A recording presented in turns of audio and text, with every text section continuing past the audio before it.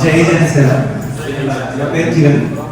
అసలు ప్రిపేర్డ్ కాదు, ఏం మాట్లాడాలో అర్థం కావట్లేదు.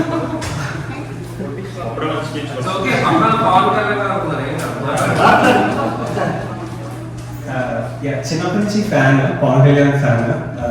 పార్టీ పెట్టిన తర్వాత ప్రతి సభ, ప్రతి meeting, almost probably 80% of the meetings వినే ఉంటాను.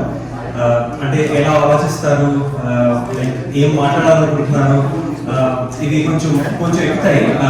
కాకపోతే on the other hand 80% of the people, అంటే జనాలు ఆల్రెడీ వినుడు, అసలు తను ఏం చెప్పాలనుకుంటున్నారో కూడా జనాలకు అర్థం కాదు.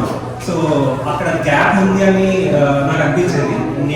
నేను చేయగలిగినంత నా చుట్టుపక్కల చాలా మందికి ఎక్స్ప్లెయిన్ చేయడానికి ట్రై చేశాను, లైక్ ఎలా ఆలోచిస్తారని. సో బేసిక్లీ ఎప్పుడో ఒక యావరేజ్ చెప్తుంటాను నేను. చిన్నప్పుడు అందరూ మ్యాథ్స్ చదివి ఉంటాం మనం. మ్యాథ్స్లో ఆన్సర్ అందరికీ వస్తుంది, రైట్ ఆన్సర్. కొంచెం బెటర్గా చేసే వాళ్ళకి ఈజీగానే వచ్చేస్తుంది, చూడగానే అర్థమైపోతుంది. కాకపోతే ఒక 5 మార్క్స్ దానికి ఇస్తే స్టెప్కి ఒక్కొక్క మార్క్ వేస్తారు. కాకపోతే కానీ చాలా మందికి స్టెప్ రాయడం అంటే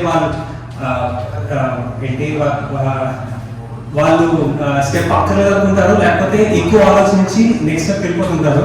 లాస్ట్లో ఆన్సర్ తప్పు అయితే స్టెప్ మార్క్స్ కూడా రావు, మొత్తానికి 0. సో ఓవరాల్గా అంటే ఈ ఎనర్జీ ఎందుకు చెప్తానంటే, యూజువల్లీ పవన్ కళ్యాణ్ కూడా ఎప్పుడైనా మాట్లాడినప్పుడు నాకు అనిపిస్తుంది స్టెప్ ఒమిట్ చేసి చాలా దూరదృష్టి ఉంటుంది ఆయనకి.